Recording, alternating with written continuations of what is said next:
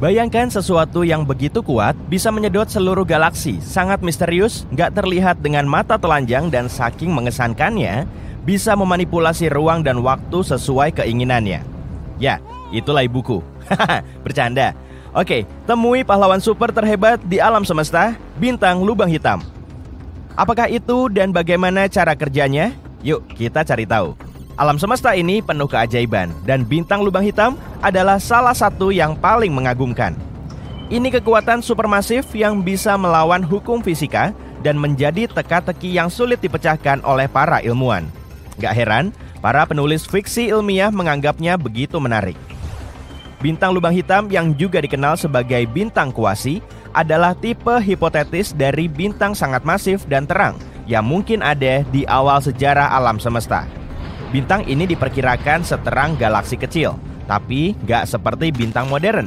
Bintang kuasi nggak mendapat energi dari fusi nuklir di intinya. Energi bintang kuasi berasal dari materi yang jauh ke dalam lubang hitam di intinya. Dan ya, seperti lubang hitam pada umumnya, bintang-bintang ini mampu menyedot apa saja yang berada terlalu dekat, termasuk bintang, debu, dan bahkan seluruh galaksi. Tapi, bagaimana mungkin bintang lahir dari lubang hitam? Dan terlebih lagi, bagaimana mereka bisa terus hidup berdampingan? Pertama-tama, kita bahas dulu proses terbentuknya lubang hitam secara umum. Semua berawal dari sebuah bintang supermasif yang setidaknya beberapa kali lebih besar dari matahari. Bintang raksasa ini menyala terang dan panas, bersinar dengan cahaya sejuta matahari. Tapi pada akhirnya, bintang ini kehabisan bahan bakar dan nasibnya sudah dipastikan. Menjelang akhir hidupnya, bintang ini melepaskan ledakan besar yang dahsyat. Ledakan ini begitu dahsyat hingga bisa melebihi cahaya sebuah galaksi. Ledakan ini disebut supernova. Dalam ledakan ini, lapisan terluar bintang akan terlontar jauh, sedangkan inti bintang diremas oleh gravitasinya sendiri. Jika inti yang diremas cukup berat, ia akan terus mengerut hingga menjadi lubang hitam. Seperti itulah lubang hitam lahir. Jangan coba-coba memakaikan popok pada benda ini. Kini, bayi monster kosmik ini bisa terus tumbuh dengan menelan apa saja yang berada terlalu dekat, termasuk bintang-bintang, debu, dan bahkan seluruh galaksi. Pada dasarnya, inilah yang terjadi saat ini dengan bintang-bintang supermasif di alam semesta. Lalu, bagaimana dengan bintang kuasi? Pembentukan bintang kuasi hanya bisa terjadi di awal perkembangan alam semesta, sebelum hidrogen dan helium terkontaminasi oleh elemen-elemen yang lebih berat. Karena itulah, bintang kuasi memiliki satu karakteristik penting, yaitu berukuran amat sangat besar. Saking besarnya, sampai nggak bisa dibayangkan. Bintang kuasi bahkan membuat bintang modern terbesar seperti VY Canis Majoris dan Stephenson 218 tampak kerdil. Gak heran, bintang ini sangat menakutkan. Bintang-bintang kuasi lahir dari protobintang, salah satu bintang pertama di alam semesta, leluhur dari... pokoknya segala yang ada.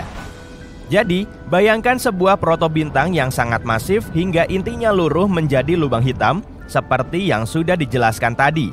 Tapi, perbedaan utamanya adalah pada supernova biasa. Lapisan luar bintang terlontar oleh energi yang dilepaskan saat ledakan.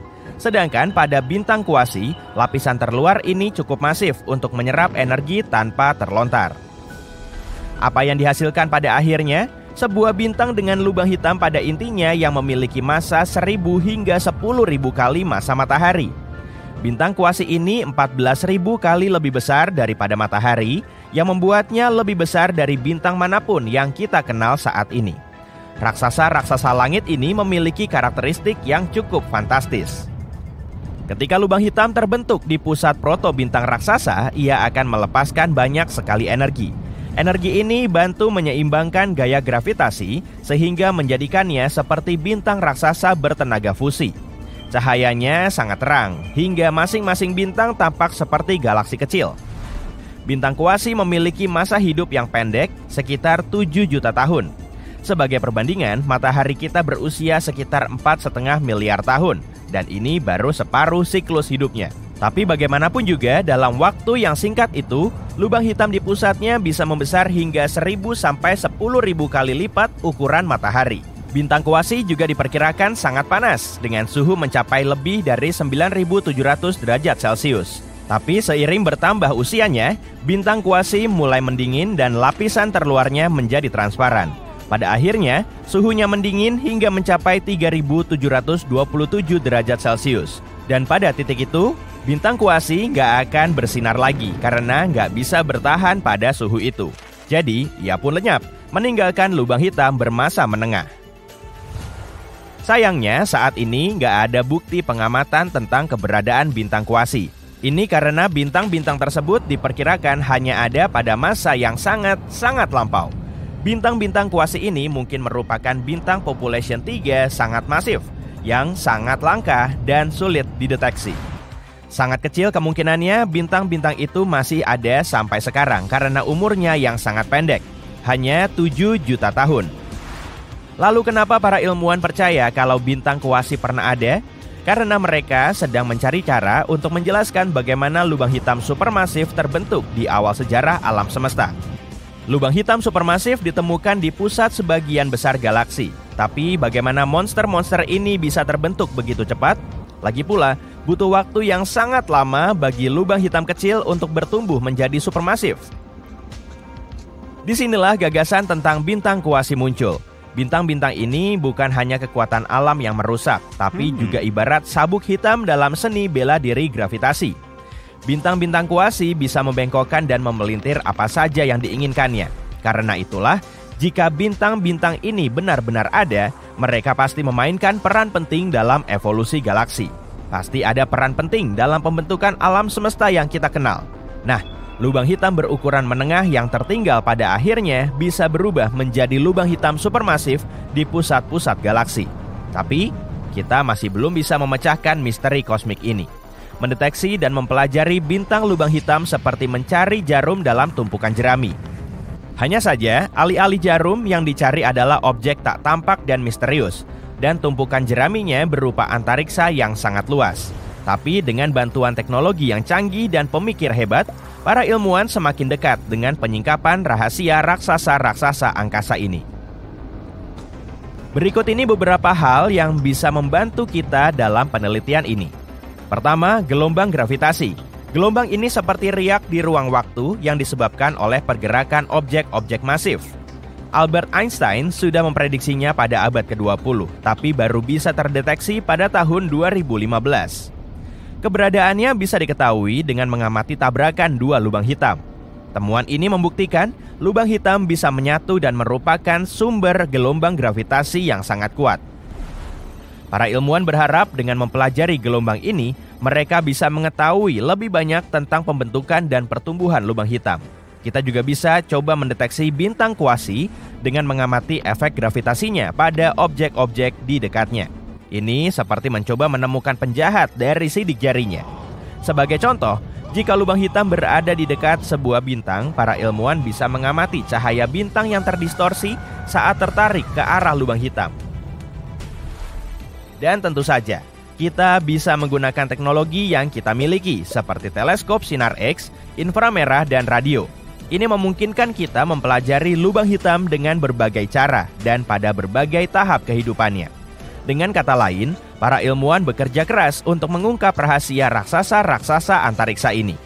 Kita mengembangkan teleskop-teleskop baru, mencari lubang hitam purba dan berusaha memahami hubungan antara bintang-bintang lubang hitam dan materi gelap.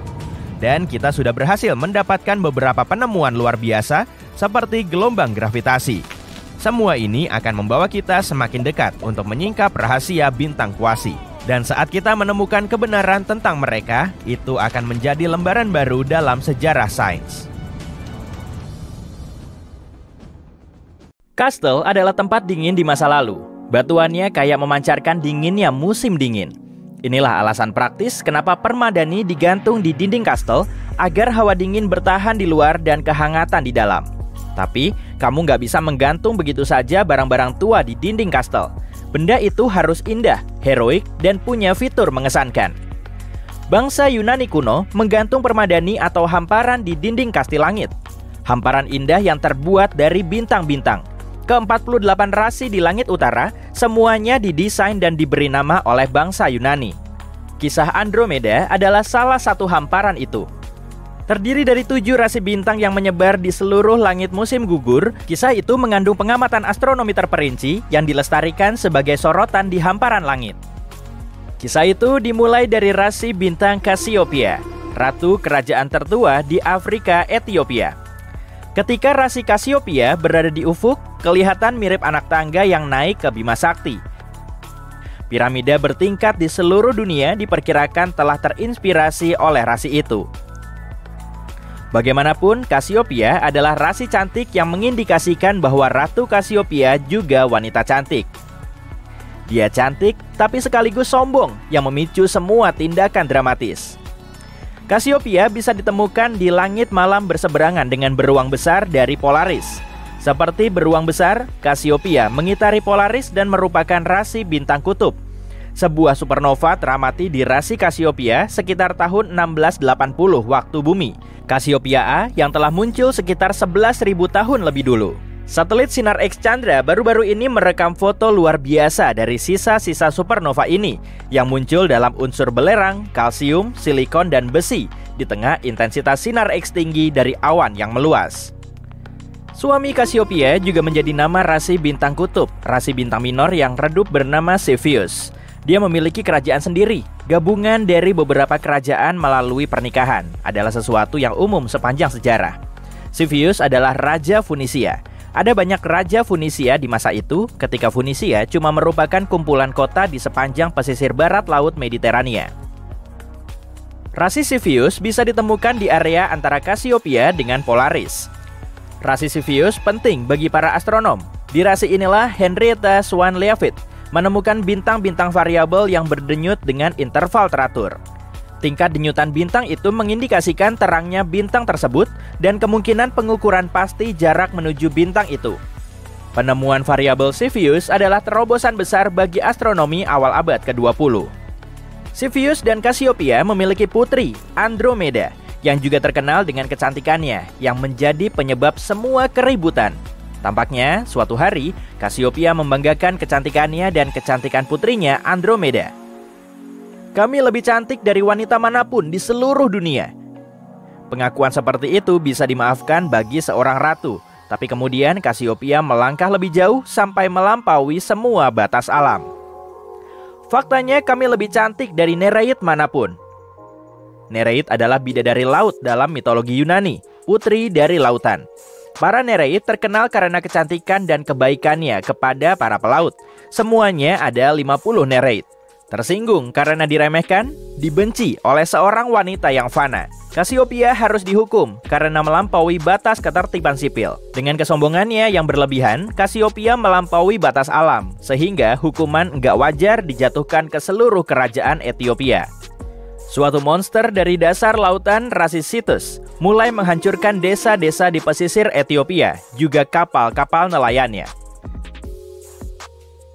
Dengan tepat, Cetus adalah rasi bintang langit selatan. Sebagai rasi terbesar keempat, jika ditilik dari areanya, Cetus berada di bagian langit yang gelap bernama lautan, dengan cuma kepalanya yang naik di atas ekuator langit. Di bagian langit ini terdapat beberapa rasi bertema air. Rasi Pisces, ikan, Aquarius, pembawa air, dan Eridanus, sungai. Lebih dari 50 eksoplanet telah ditemukan di Cetus. Pasti teleskop antariksa James Webb akan menikmati menganalisis spektrum atmosfer planet-planet ini guna mencari tanda-tanda kehidupan. Sementara itu, Ratu Cassiopeia dan Raja Cepheus harus melakukan sesuatu terkait monster yang menghancurkan pesisir Ethiopia. Mereka berkonsultasi kepada seorang peramal dan sekali lagi melewati batas ranah akal dan alam. Katakan peramal, apa yang harus kami lakukan untuk menghentikan monster yang merusak kerajaan kami? Monster ini bukan bencana alam yang wajar, ada pelanggaran yang dilakukan terhadap alam yang lebih tinggi. Dan ini hukumannya. Monster tak bisa dihentikan dengan cara biasa. Hanya korban manusia yang paling mulia yang bisa menenangkan hewan itu. Satu kesalahan menambah kesalahan lain. Orang paling mulia di kerajaan itu tentu saja Putri Andromeda. Menurut titah ayahnya dan persetujuannya, atau mungkin saran ibunya, Andromeda dirantai pada sebuah batu di lepas pantai. Dialah korban manusia yang diharapkan orang tuanya akan menyelamatkan kerajaan. Wah, taram taram taram. datanglah pahlawan Yunani yang akan menyelamatkan hari, mencegah korban manusia, dan mengubah Situs menjadi batu, Perseus. Dari mana asal Perseus? Menurut legenda, dari Kepulauan Hebrides. Perseus pergi ke Hebrides dalam rangka mengejar Gorgon Medusa. Cakupan geologis dari wilayah ini luar biasa, dari Hebrides sampai Laut Merah. Hebrides adalah kepulauan yang sebagian besar terdiri dari pulau-pulau batu di lepas pantai barat Skotlandia. Berlayar lebih jauh adalah mustahil. Hebrides adalah ujung mutlak dunia. Perseus tidak harus berlayar ke Hebrides, tapi dia terbang dengan sepasang sandal bersayap. Perjalanan jauh Perseus. Medusa adalah salah satu penjahat sepanjang masa. Sekali melihat Medusa, dia begitu mengerikan, membuatmu ketakutan hingga benar-benar berubah jadi batu. Perseus terancam bahaya besar. Jadi apa yang dilakukan pahlawan kita? Alih-alih menatap Medusa, Perseus memakai prinsip ilmiah pemantulan. Dia membunuh Medusa dengan melihat bayangannya sendiri yang dipantulkan di perisainya yang dipoles. Dalam hamparan langit kita, Perseus digambarkan mengangkat kepala Medusa yang terpenggal. Di langit malam, satu mata di kepala Medusa terbuka dan terpejam dan terbuka lagi. Para astronom Arab menamakan bintang ini Al-Ghul, Ghul. Al-Ghul adalah bintang ganda yang sedang mengalami gerhana. Satu bintang bersinar terang dan yang satunya enggak begitu terang. Ketika bintang yang lebih redup mengorbit bintang yang terang, membuatnya mengalami gerhana, maka mata Medusa tertutup. Karena bintang yang redup butuh waktu 2 hari 20 jam 49 menit untuk mengorbit bintang terang, mata di kepala Medusa terbuka tiap sekitar 1,5 hari. Rasi Perseus langsung di bawah rasi Cassiopeia, dan para pengamat langit akan melihat dengan cepat apa bintang Al-Ghul sedang gerhana, jika mata Medusa terbuka atau terpejam. Perseus terbang kembali dari Hebrides ditemani oleh Pegasus, kuda bersayap. Bagian pusat dari Pegasus adalah segi 4 besar yang tersusun atas 4 bintang. Karena bumi mengelilingi matahari, segi 4 besar tepat berada di tengah langit malam di musim gugur. Di musim panas, segitiga musim panas Vega, Deneb, dan Altair berada di tengah langit malam. Di musim semi ada Leo, sang singa, dan di musim dingin rasi bintang Orion atau pemburu atau Waluku. Inilah dinding-dinding kastel langit dan semuanya memiliki hamparan permadani luar biasa. Rasi Andromeda berbagi bintang bernama Alpheratz atau Alpha Andromedae dengan rasi Pegasus. Ini adalah salah satu sudut dari segi 4 besar, jadi kelihatan Andromeda kayak mengendarai Pegasus. Mahkotanya, ingat, dia seorang putri, melayang di dekatnya, M31, galaksi Andromeda. Untuk melihat M31, lintasi sudut-sudut segi 4 besar dari bintang terendah ke yang teratas. Lalu lanjutkan sedikit untuk melihat galaksi Andromeda. Pastikan mengintipnya dari sudut matamu. Ini disebut averted vision. Sudut-sudut matamu lebih sensitif terhadap cahaya, jadi kamu akan bisa melihat galaksi spiral besar yang jauhnya 2,5 juta tahun cahaya ini sebagai noda cahaya 1,5 kali lebih luas dari bulan purnama. Perseus nggak sepakat dengan tumbal manusia, maka dia menghentikannya dan menyelamatkan Andromeda dengan mengekspos Cetus ke tatapan Medusa. Dan di sini, kita bertemu dengan variabel gerhana kedua di hamparan langit kita. Mira, bintang pusat dari Cetus adalah monster laut itu. Mira asal dari kata bahasa Inggris mirror atau cermin, sangat pas dengan kisah tentang kecantikan yang sia-sia. Adalah bintang ganda yang mengalami gerhana. Bintang redup yang mengelilingi bintang terang adalah katai putih yang nggak cukup terang untuk dilihat dengan mata telanjang. Efeknya adalah pusat Cetus tertutup. Mira mengalami gerhana dan lenyap. Siklus ini terulang tiap 332 hari. Hamparan bintang luar biasa kita cuma punya 2 bintang binar gerhana yang bisa dilihat dengan mata telanjang. Galaksi spiral terdekat dan pahlawan yang nggak suka tumbal manusia dan memakai prinsip ilmiah pemantulan untuk menggagalkan monster mitologis. Wah, aku akan memasangnya juga di dinding kastelku. Hei, lihatlah monster yang menyala ini. Itu adalah bintang katai putih. Bintang-bintang seperti ini dikenal suka melahap objek-objek yang lewat, dan suatu hari nanti, objek-objek tersebut bisa jadi adalah planet-planet di tata surya. Menurut sebuah penelitian baru, sebagian dari tata surya akan ditarik ke dalam bintang katai putih, dilumatkan, dan akhirnya digiling menjadi debu halus seperti biji kopi di gilingan. Kalian suka dengan perumpamaan itu? Katai putih merupakan tahap akhir dari kehidupan sebuah bintang. Bintang katai putih adalah bintang kecil tapi sangat padat dan biasanya berukuran sebesar planet. Hasil dari bintang bermassa rendah yang menghabiskan seluruh bahan bakar nuklir di pusatnya dan kehilangan lapisan terluarnya sebagai nebula planet. Ketika matahari berubah menjadi katai putih, dan itu pasti akan terjadi, ia akan menghancurkan asteroid dan bulan-bulan di sekitar Mars dan Jupiter. Mereka akan dilumatkan oleh gravitasinya. Sedangkan bumi akan ditelan sebelum matahari berubah menjadi katai putih. Tapi itu baru akan terjadi 6 miliar tahun lagi. Para peneliti yang meneliti topik ini sampai pada kesimpulan tersebut dengan mengamati apa yang terjadi pada benda-benda angkasa, asteroid, bulan, dan planet yang melintas di dekat 3 bintang katai putih. Selama 17 tahun, mereka mengamati dan menganalisa transit, yaitu ketika kecerlangan katai putih meredup karena ada objek dalam orbit stabil yang melintas di depannya. Dalam kasus katai putih, kita bisa memprediksi transit semacam itu dan menggunakannya untuk mempelajari bintang-bintang itu sendiri dan objek-objek langit yang melintas di depannya. Jadi ketika ada sesuatu yang terlalu dekat dengan bintang katai putih, gravitasi bintang yang sangat besar akan mencabik-cabiknya menjadi serpihan-serpihan yang lebih kecil dan lebih kecil lagi. Tim juga menemukan kalau transit puing-puing tersebut sangat kacau. Ditambah lagi, puing-puing ini berbentuk aneh, yang artinya puing-puing ini sedang dilahap lebih lanjut. Bintang katai putih pertama yang digunakan untuk mempelajari proses transit, si katai putih ini tampak stabil dan berperilaku baik selama beberapa tahun terakhir. Sampai akhirnya para ilmuwan menemukan bukti-bukti adanya peristiwa bencana besar yang terjadi sekitar 20 tahun lalu. Bintang berikutnya meredup secara tidak beraturan setiap beberapa bulan sebelum akhirnya menjadi terang kembali. Dan katai putih ketiga berperilaku mendekati prediksi teoritis. Bintang ini memiliki transit yang bervariasi dalam hal jumlah, bentuk, dan kedalaman. Tapi, studi terbaru menunjukkan kalau transit tersebut sekarang sudah tidak ada lagi. Hal ini mengindikasikan sifat transit yang tidak dapat diprediksi. 1 menit kamu melihatnya, menit berikutnya transit itu hilang. Alasannya mungkin karena lingkungan yang kacau di mana mereka berada. Sedangkan untuk tata surya kita sendiri, dan khususnya planet kita, nasibnya terlihat cukup menyedihkan. Bumi akan ditelan matahari yang terus mengembang, bahkan sebelum bintang kita itu berubah menjadi katai putih. Sementara itu di bagian tata surya lainnya, yang berada lebih jauh dari matahari, beberapa asteroid di antara Mars dan Jupiter, serta beberapa bulan Jupiter akan hancur.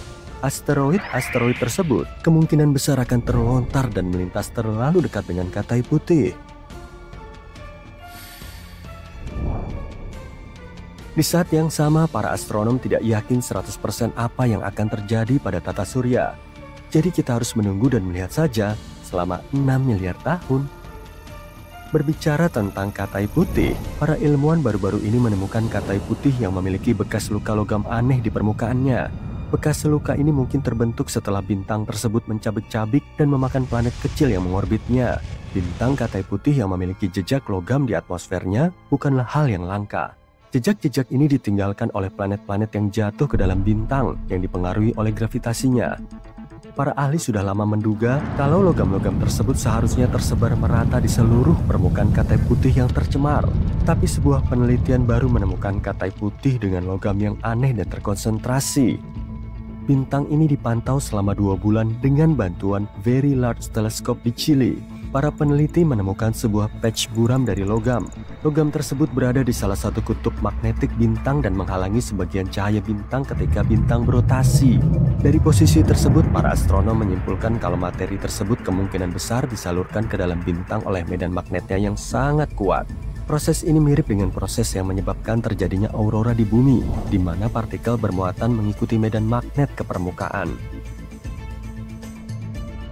Planet yang dihancurkan katai putih ini kemungkinan besar berukuran sangat kecil, kira-kira sama besar dengan asteroid Vesta di tata surya, yaitu hanya berdiameter 525 km. Puing-puingnya kini tampak jelas di permukaan bintang induknya. Hal ini memudahkan para peneliti untuk meneliti kondisi geokimia planet tersebut sebelum dilahap. Penelitian semacam ini bisa jadi salah satu cara terbaik untuk mengamati planet-planet kecil di luar tata surya, meskipun planet semacam itu sudah menemui ajalnya. Mungkin masih banyak lagi bintang yang terluka seperti bintang yang satu ini. Bintang yang dimaksud itu adalah yang pertama, tapi mungkin bukan yang terakhir. Yang lebih baik lagi, para astronom telah menemukan 2 bintang katai putih yang tampaknya memiliki bekas luka yang sama. Dengan melakukan pengamatan berulang-ulang pada bintang-bintang semacam itu, kita bisa menggali lebih banyak lagi rahasia dan melakukan lebih banyak penemuan. Katai putih aneh lainnya yang ditemukan belum lama ini tampaknya berhenti mendingin akibat pembentukan kristal internal. Penemuan ini menantang teori-teori penuaan bintang yang sudah ada dan juga mempertanyakan metode estimasi usia bintang. Tapi para ilmuwan mungkin sudah mengerti kenapa hal itu bisa terjadi. Bintang katai putih diyakini sebagai bintang mati. Bintang-bintang ini terus mengalami pendinginan seiring waktu, dan biasanya proses ini tidak bisa dibalik atau dihentikan. Tapi pada tahun 2019, satelit Gaia milik Badan Antariksa Eropa menemukan sejumlah bintang katai putih yang sudah berhenti mendingin selama lebih dari 8 miliar tahun. Ini bisa berarti kalau sebagian bintang katai putih bisa menghasilkan banyak energi ekstra yang bertentangan dengan teori klasik bintang mati. Awalnya, para astronom tidak tahu bagaimana hal itu bisa terjadi. Pada akhirnya, lebih dari 97% bintang di galaksi Bima Sakti berubah menjadi katai putih. Para astronom sudah lama menduga kalau bintang-bintang seperti itu sudah berada di akhir hidupnya. Setelah kehabisan sumber energi nuklir, bintang-bintang tersebut berhenti memproduksi panas dan mendingin. Akhirnya, plasma padat di bagian dalamnya membeku menjadi solid dan bintang pun memadat dari dalam keluar. Keseluruhan proses ini bisa memakan waktu miliaran tahun. Namun penelitian baru mengklaim bahwa pada beberapa katai putih, plasma padat ini tidak membeku begitu saja. Sebaliknya, kristal-kristal padat yang terbentuk saat membeku menjadi lebih tidak padat daripada cairan dan mulai melayang ke atas. Kristal-kristal itu menggeser cairan yang lebih berat ke bawah.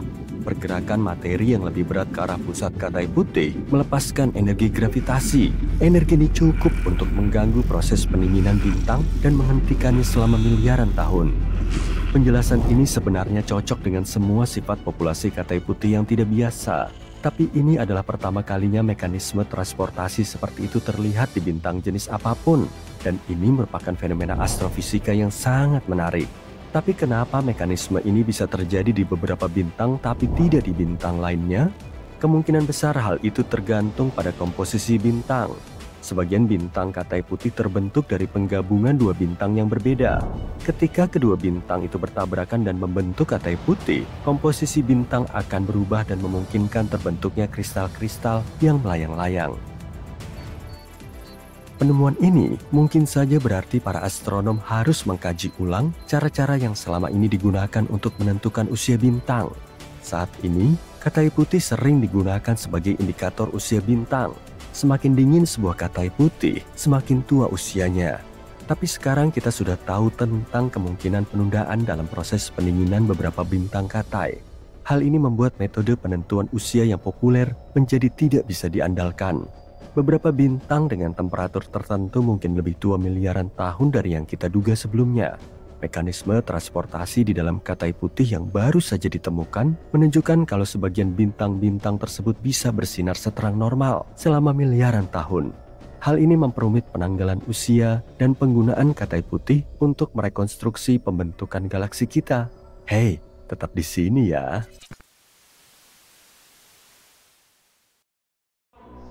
Menemukan bintang utara itu cukup mudah pada malam yang cerah. Satu-satunya hal yang perlu kamu lakukan adalah menemukan biduk besar. 2 bintang di ujung ciduk biduk besar ini menunjuk ke arah bintang utara. Lihat kan? Bintang di ujung gagang biduk kecil atau ekor beruang kecil. Bintang ini berada di rasi bintang Ursa Minor di sana itu. Orang-orang telah mengamati bintang utara selama berabad-abad. Bintang terang ini juga dikenal sebagai Polaris. Bintang ini terletak hampir tepat di atas kutub utara planet kita yang membuatnya menjadi tengara yang bagus untuk pelancong yang tidak memiliki kompas atau GPS pada ponsel cerdas mereka. Ia juga merupakan sipit terdekat bumi, yakni bintang yang berdetak secara teratur dalam hal kecerlangan dan diameter. Polaris juga merupakan bagian dari sistem bintang ganda yang terdiri dari 2 bintang. Ia memiliki saudara yang lebih redup. Ia dikenal sebagai Polaris B. kalian bisa melihatnya mengitari bintang utara dari bumi. Tapi semakin banyak astronom mengamati Polaris, semakin sedikit yang mereka pahami. Masalahnya, tidak ada yang bisa memastikan seberapa besar atau jauhnya bintang itu. Para ilmuwan memiliki beberapa cara untuk memperkirakan massa, usia, dan jarak bintang seperti Polaris. Salah satu metode yang digunakan adalah metode evolusi bintang. Setelah mempelajari kecerlangan, warna, dan laju denyut sebuah bintang, para ahli menggunakan data ini untuk mengetahui seberapa terang atau besar bintang tersebut, serta pada tahap kehidupan apa bintang tersebut. Setelah semua rincian ini jelas, tidak sulit untuk mengetahui seberapa jauh jarak sebuah bintang. Ini adalah matematika sederhana setelah kalian mengetahui luminositas sebuah bintang dalam kehidupan nyata dan seberapa redup bintang tersebut dari planet kita. Model seperti ini sangat tepat untuk bintang-bintang seperti Polaris, karena laju denyutnya secara langsung berhubungan dengan kecerahannya. Hal ini memudahkan kita untuk mengetahui jarak ke bintang-bintang tersebut. Para astronom sangat mempercayai metode ini, sehingga Cepheid menjadi alat yang penting untuk mengukur jarak di seluruh alam semesta. Pada saat yang sama, ada cara lain untuk mempelajari bintang utara, dan mereka tidak setuju dengan model evolusi bintang. Polaris adalah apa yang disebut biner astrometrik. Artinya, kalian bisa melihat pasangannya mengitari bintang yang lebih besar, seolah-olah ada lingkaran yang ditarik di sekeliling bintang yang lebih besar. Untuk menyelesaikan satu kali orbit, bintang yang lebih kecil membutuhkan waktu 26 tahun. Meskipun para astronom belum melakukan pengamatan detail terhadap rangkaian lengkap Polaris B, mereka telah melihat cukup banyak hal untuk mengetahui seperti apa orbitnya. Dengan menggunakan informasi ini, kita bisa menerapkan hukum gravitasi Newton untuk menghitung massa kedua bintang. Dikombinasikan dengan pengukuran baru teleskop Hubble, perhitungan ini menghasilkan angka yang sangat tepat. Massa Polaris seharusnya sekitar 3,45 massa matahari. Tapi, angka itu jauh lebih kecil daripada massa yang diperoleh dari model evolusi bintang. Model-model tersebut menunjukkan nilai hampir 7 kali massa matahari. Tapi, ada alasan lain kenapa sistem bintang ini aneh. Setelah menghitung usia bintang-bintang, para peneliti menyimpulkan kalau Polaris B jauh lebih tua daripada saudaranya yang lebih besar. Tapi, hal ini sangat tidak biasa untuk sebuah sistem bintang ganda. Biasanya, kedua bintang memiliki usia yang sama. Salah satu penjelasannya adalah setidaknya ada salah satu pengukuran yang salah. Bagaimanapun juga, Polaris adalah bintang yang sulit untuk dipelajari. Karena posisinya di atas kutub utara planet kita, bintang ini berada di luar medan pandang sebagian besar teleskop. Teleskop-teleskop yang memiliki peralatan yang dibutuhkan untuk mengukur sifat-sifat bintang secara tepat biasanya digunakan untuk mempelajari bintang-bintang yang lebih jauh dan lebih redup. Polaris terlalu terang untuk instrumen-instrumen semacam itu. Polaris membutakan instrumen-instrumen tersebut. Ada teori yang mengatakan kalau bintang utama di sistem Polaris dulunya adalah dua bintang, tapi keduanya bertabrakan beberapa juta tahun lalu. Tabrakan bintang ganda seperti itu bisa meremajakan bintang dengan menarik materi tambahan yang membuat bintang-bintang itu tampak seperti bintang-bintang yang baru saja melewati air mancur awet muda. Hal ini juga bisa menjelaskan keanehan lain, karena bintang-bintang yang terbentuk dari tabrakan bintang ganda tidak sesuai dengan model evolusi bintang. Sayangnya, sejauh ini belum ada satupun teori yang bisa dikonfirmasi. Bintang utara sebenarnya penting.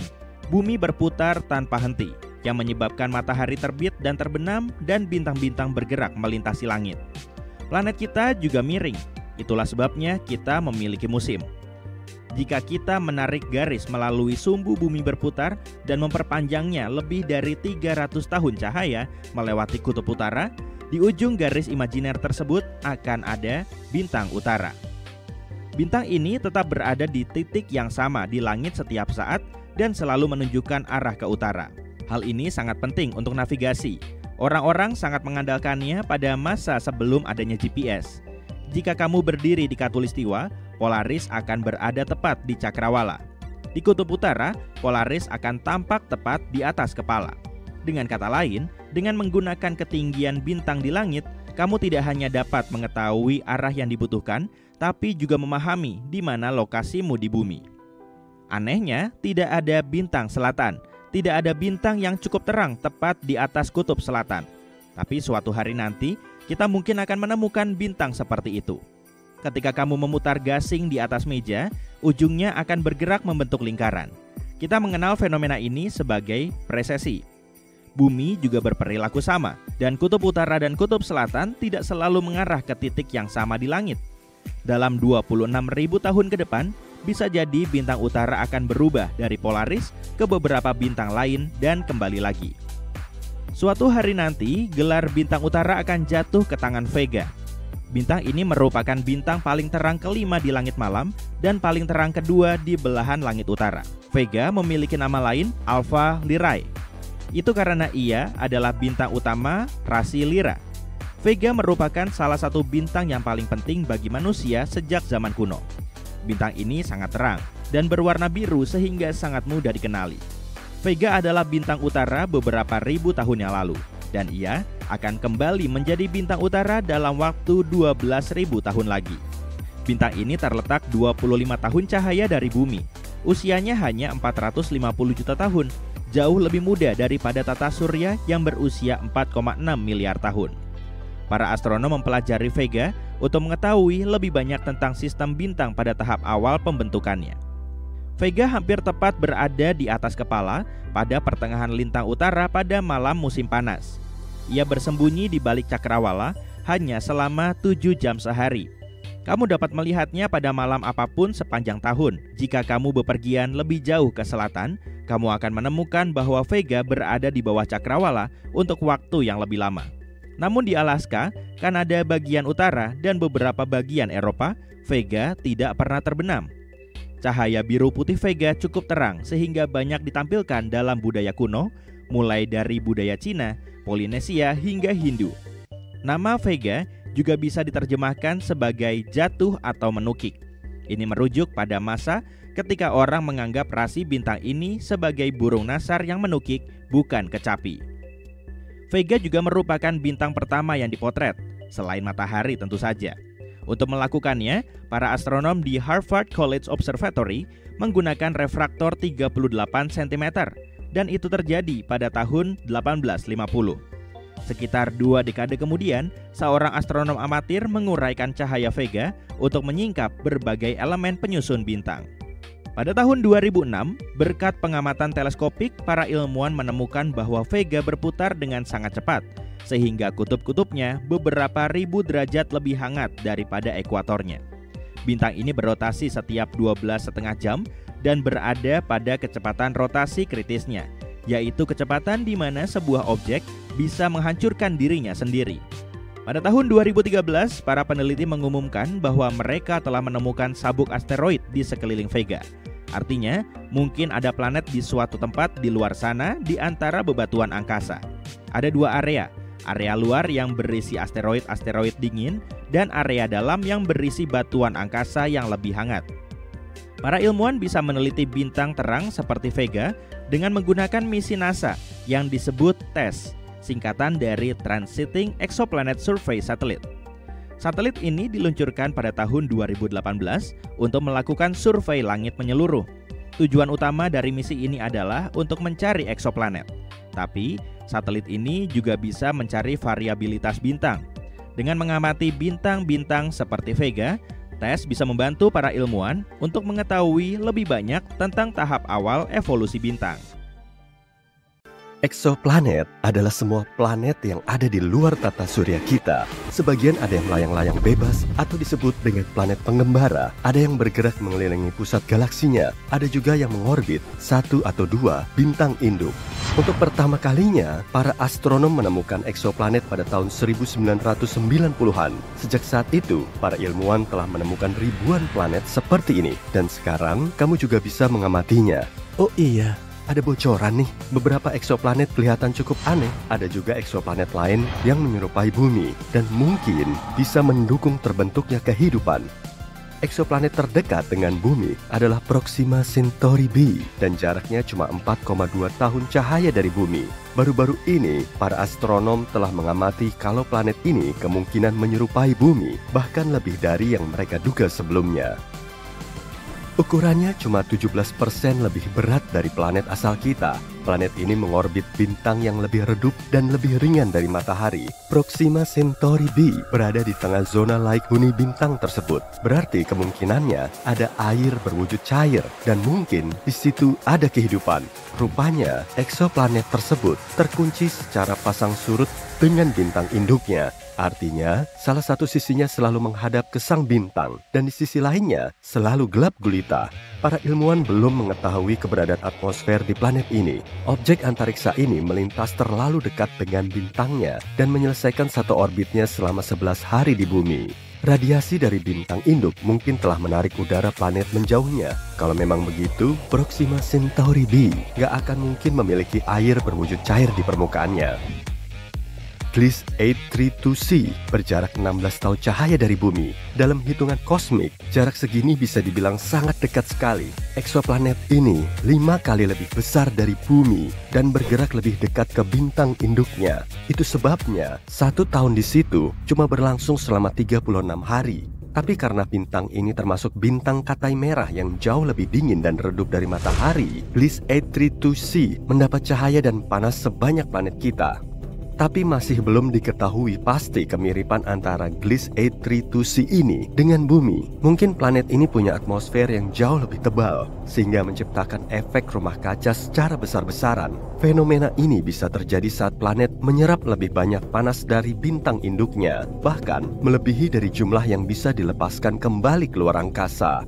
Jadi, Gliese 832c ini lebih mirip dengan Venus yang membara dibandingkan dengan bumi yang relatif dingin. Planet mirip bumi lainnya, TOI 700d, berjarak 100 tahun cahaya dari kita, tepatnya di konstelasi Dorado. Planet ini mengorbit bintang katai kecil dan agak dingin, yang kurang lebih 40% lebih besar dan lebih berat dari matahari. Suhu di permukaannya setengah kali dari suhu bintang kita. Planet terluarnya, yaitu TOI 700d, hampir seukuran bumi. Planet ini juga berada di zona laik huni bintang induknya. Suar dari TOI 700 nggak mencapai planet ini, sehingga semakin membuka peluang kalau eksoplanet ini laik huni. Dengan kata lain, planet tersebut berpotensi mampu membentuk dan mempertahankan kehidupan. Para ilmuwan belum tahu pasti kondisi di permukaannya, tapi salah satu simulasi komputer yang mereka buat menunjukkan kalau planet tersebut diselimuti lautan. Objek antariksa ini punya atmosfer yang sangat padat, dan sebagian besarnya terdiri dari karbon dioksida. Para astronom mengira atmosfer serupa berada di sekeliling Mars saat planet ini masih muda. Tapi model 3D lain menunjukkan TOI 700d sebagai planet tanpa awan di seluruh permukaannya. Mungkin bumi kita juga akan seperti ini kalau nggak tertutup oleh lautan. Angin di TOI 700d bergerak menjauh dari sisi malamnya, lalu bertemu di area yang langsung menghadap dengan bintang. Ada sebuah eksoplanet yang kelihatannya paling menonjol karena punya warna magenta yang cantik. Kamu bisa menemukannya di konstelasi Virgo. Planet tersebut bernama Gliese 504b, dan jarak antar planet ini dengan bintang induknya sekitar 9 kali jarak Jupiter ke matahari. Planet ini masih relatif baru dan sinarnya masih panas, sehingga permukaannya kelihatan pink. Cuma berjarak 20 tahun cahaya dari matahari, ada planet pengembara unik yang berkeliaran di galaksi Bima Sakti. Dan meskipun nggak mengorbit bintang manapun, planet ini masih punya medan magnet yang sangat kuat. Besarnya sekitar 4 juta kali lebih kuat dari medan magnet bumi. Eksoplanet ini juga menghasilkan aurora yang sangat cantik. Saat menemukannya pada tahun 2016, para astronom hampir yakin kalau planet tersebut katai coklat, yang notabene terlalu besar untuk menjadi planet tapi terlalu kecil untuk menjadi bintang. Tapi kemudian, para ilmuwan mendapat bukti kalau objek luar angkasa ini nggak cukup besar untuk menjadi katai coklat. Meski begitu, planet ini memang paling bongsor di antara teman-temannya. Dibandingkan dengan Jupiter, planet terbesar di tata surya kita, planet katai ini punya diameter 1,2 kali lebih besar dan bobotnya melebihi 12 kali lebih berat. Menurut perkiraan para astronom, medan magnet yang sangat kuat membantu planet ini menghasilkan aurora. Tapi anehnya, proses pembentukannya berlainan dengan aurora di bumi. Mungkin karena satelit dan eksoplanet ini telah membantunya menghasilkan fenomena cantik ini. Setelah menempuh jarak 20.000 tahun cahaya dari bumi, kamu akan berada di dekat katai merah di konstelasi Sagittarius. Bintang ini sangat dingin dan kecil. Beberapa tahun cahaya dari bintang dingin ini juga ada sebuah planet. Planet ini sangat berjauhan dengan bintang induknya, jadi cuma menerima sedikit panas. Suhunya termasuk paling dingin di antara planet lain yang pernah terdeteksi. Suhu permukaan rata-ratanya kurang dari minus 218 derajat Celcius.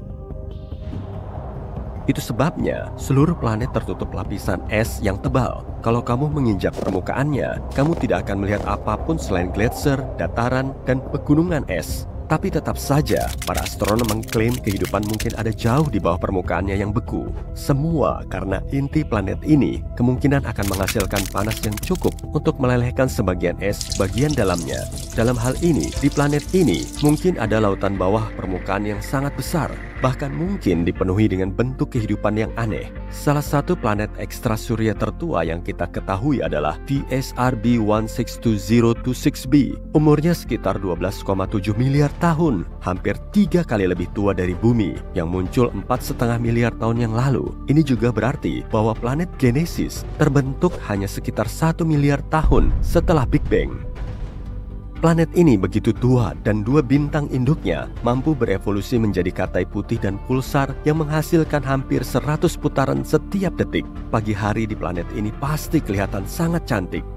Eksoplanet yang satu ini pasti belum pernah kamu lihat sebelumnya. Nama lainnya adalah Super Saturnus atau Saturnus disuntik steroid.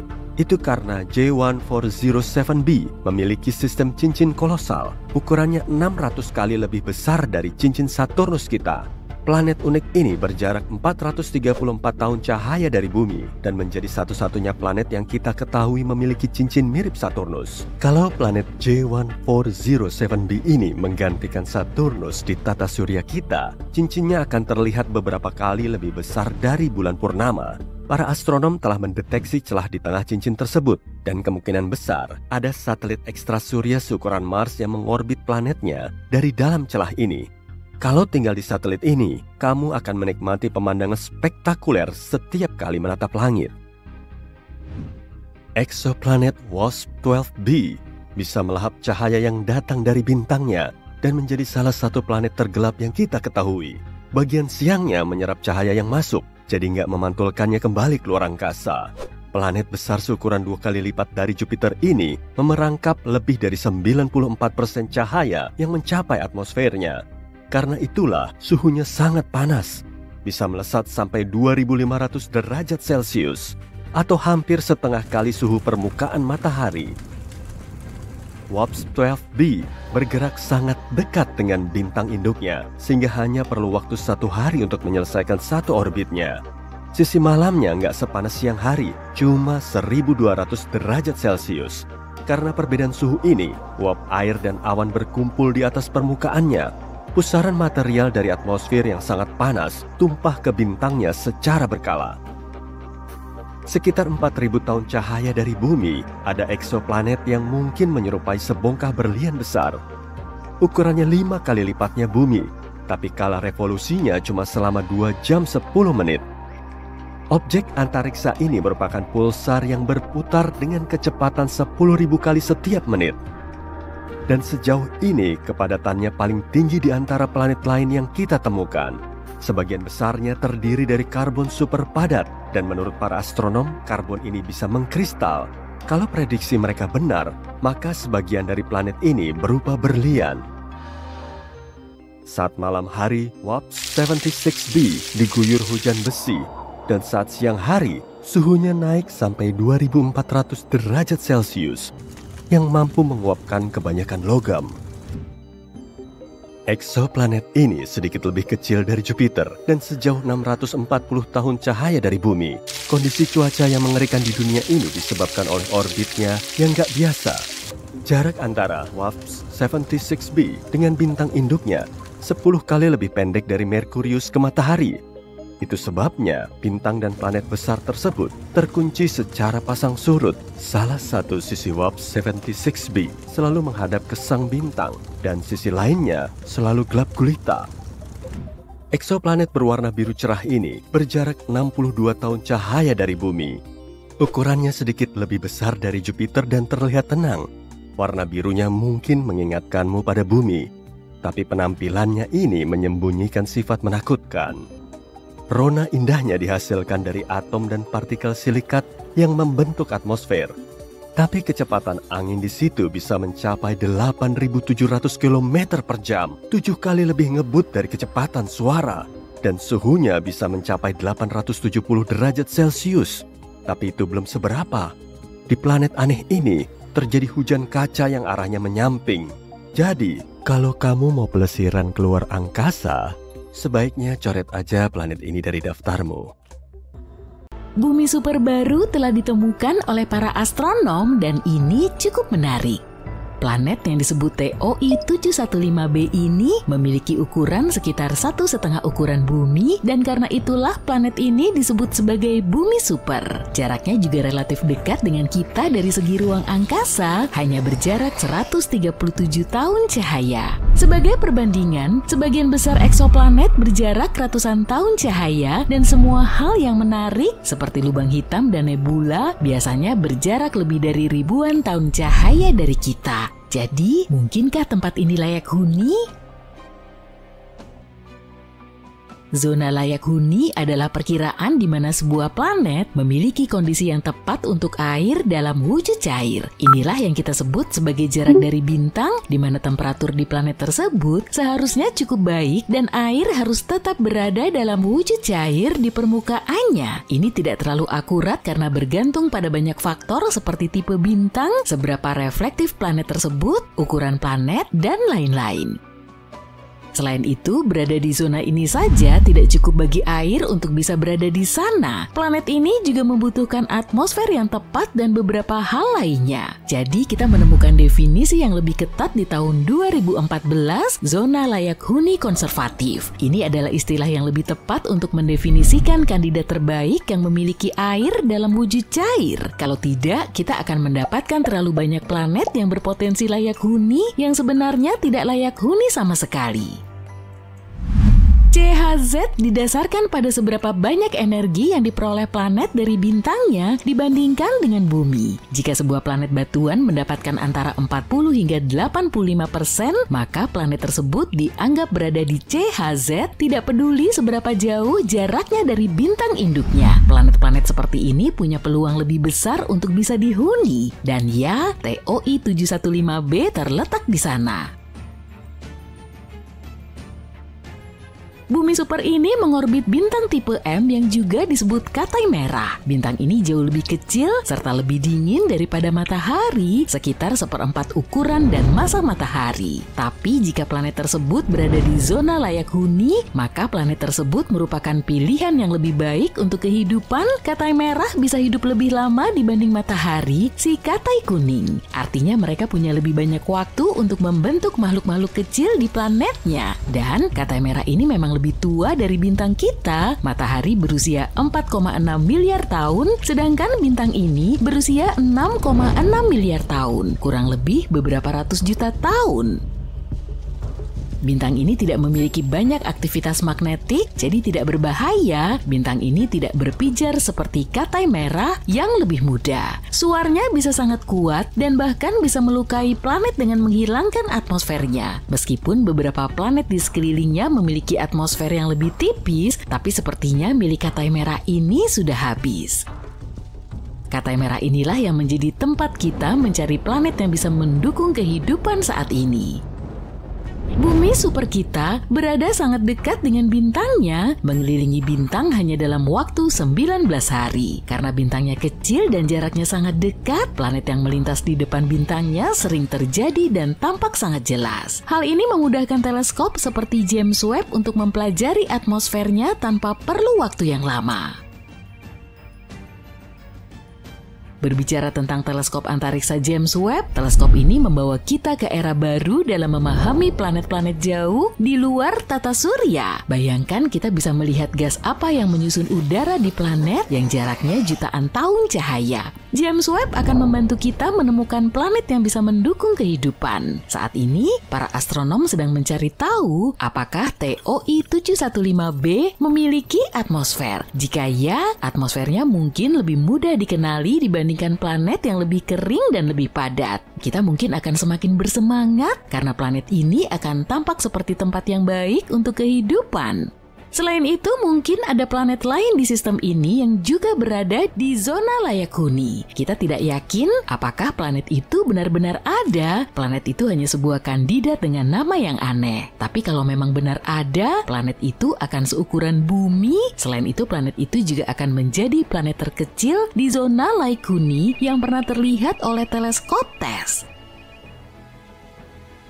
Hal keren lainnya dari TOI 715b ini, ia tidak hanya memiliki air di atasnya, tetapi juga merupakan sebuah dunia air. Planet samudra adalah jenis planet yang memiliki lautan yang menutupi permukaannya atau memiliki lautan di bawah permukaan. Planet ini mungkin tidak memiliki banyak daratan kering karena airnya bisa menutupi semuanya. Kadang-kadang seluruh planet bisa diselimuti cairan lain seperti lava atau amonia. Untuk planet-planet di luar tata surya kita tidak bisa melihat air di permukaan secara langsung dengan teknologi yang ada saat ini. Sebagai gantinya, para ilmuwan mencari uap air di atmosfer sebagai petunjuk bahwa mungkin ada air cair di bawahnya. Tentu saja kita ingin tahu apakah planet-planet tersebut bisa memiliki kehidupan. Semoga saja bukan dalam bentuk monster seperti Leviathan ya. Model yang kita buat menunjukkan kalau planet yang memiliki lautan mungkin cukup umum di galaksi kita. Artinya mungkin ada banyak dunia samudra di luar sana yang menunggu untuk ditemukan. Tapi bagian yang paling menarik dari TOI 715b ini, ia berada dalam apa yang disebut celah radius planet kecil. Kalau kita menyusun planet-planet dalam sebuah barisan, maka akan ada planet yang lebih besar dan lebih kecil dari bumi. Tapi tiba-tiba ada celah di antara planet-planet yang ukurannya 1,5 sampai 2 kali lebih besar dari bumi. Di manakah planet-planet itu?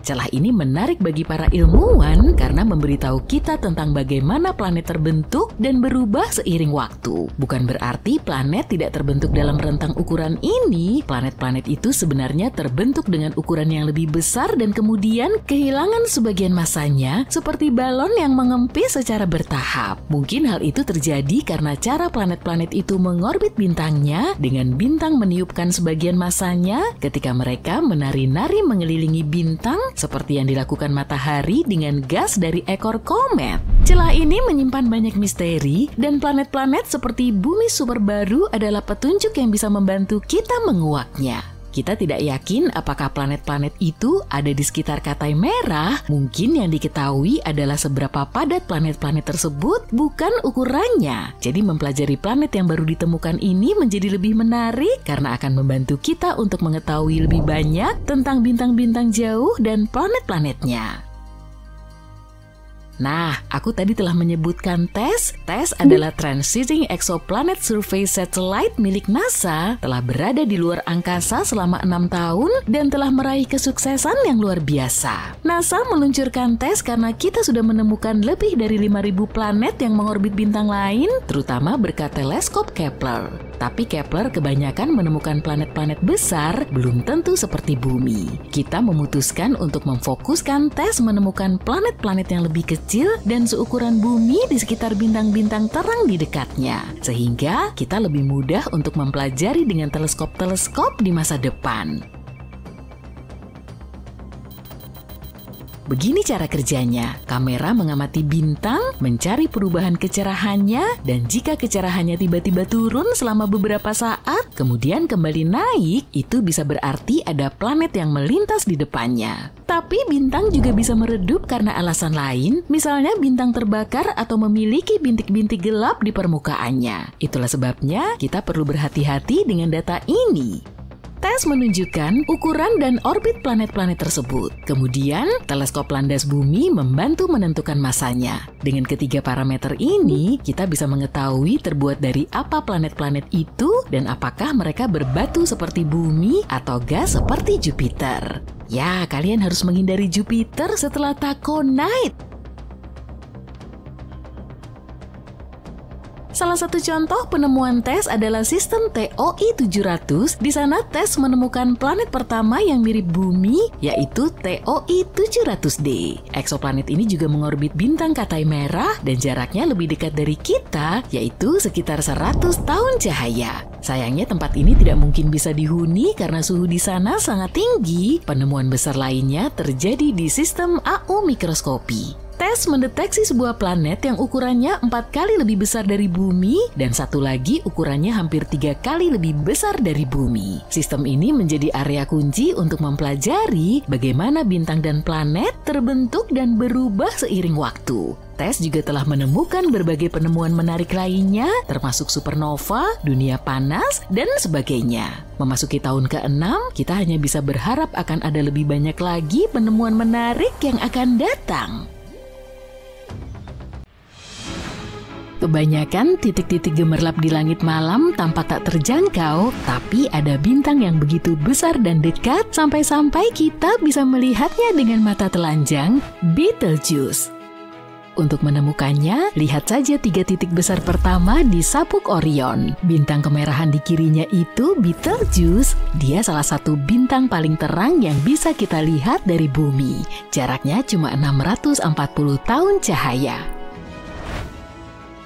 Dulu Betelgeuse itu bintang tipe O yang berwarna biru putih, salah satu tipe bintang terpanas yang ada. Panasnya mencapai sekitar 50.000 derajat Celcius, tapi itu dulu banget. Sekarang Betelgeuse sudah menjadi bintang tua dan suhunya mendingin menjadi 3.204 derajat Celcius saja. Bintang biru putih sangat besar dan cahayanya terang luar biasa karena bahan bakar hidrogennya melimpah. Tapi ada harga yang harus dibayar untuk kemegahan ini. Bahan bakarnya habis dengan sangat cepat. Semakin tua, bintang-bintang itu berubah menjadi raksasa merah. Inilah yang terjadi pada Betelgeuse. Bintang ini membakar habis hidrogennya dan mulai membakar helium. Hal ini menyebabkan lapisan luarnya mengembang seperti balon, mengubahnya menjadi bintang super raksasa merah dan menjadikannya salah satu bintang terbesar. Sekarang diameternya sudah lebih dari 1,13 miliar kilometer. Ukurannya 1000 kali lebih besar dari matahari. Jika Betelgeuse menggantikan matahari kita, ia akan menelan Merkurius, Venus, Bumi, Mars, bahkan Jupiter. Dan atmosfernya hampir mencapai Saturnus.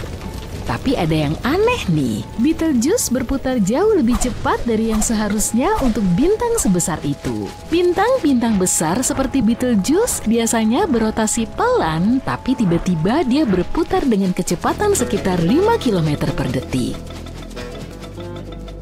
Berkat teleskop radio yang canggih, permukaan oranye merah Betelgeuse bisa dilihat dengan detail. Dari situlah kita mengetahui kecerahannya seringkali berubah-ubah. Kadang Betelgeuse bersinar sangat terang dan kemudian redup banget. Hal ini terjadi setiap 400 hari sekali. Dan baru-baru ini, sebuah teleskop bernama AMA yang terdiri dari banyak antena yang bekerja sebagai satu instrumen menunjukkan kalau permukaan Betelgeuse tampak bergerak tidak merata. Seolah-olah satu sisi mendekati kita, sementara sisi lainnya menjauh.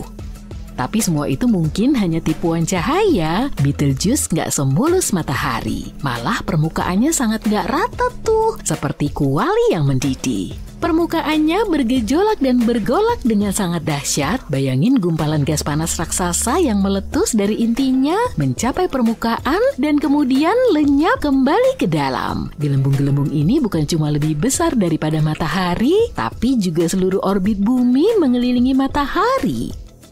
Gelembung-gelembung ini juga naik dan turun dengan sangat cepat, bahkan lebih cepat dari pesawat luar angkasa. Mungkin ini yang mengelabui teleskop kita, jadi ngiranya dia berputar lebih cepat dari aslinya.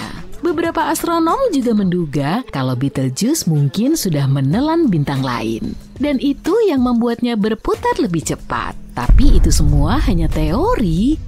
Keadaan menjadi semakin rumit ketika Betelgeuse meredup sekali lagi, kali ini dengan cara yang tidak terduga. Yang menarik, hal ini ditemukan dengan menggunakan satelit cuaca. Teleskop biasa sulit melihat Betelgeuse dengan jelas karena terhalang atmosfer bumi. Jadi mereka menggunakan satelit yang biasanya mengamati cuaca bumi, tapi juga bisa memotret ruang angkasa.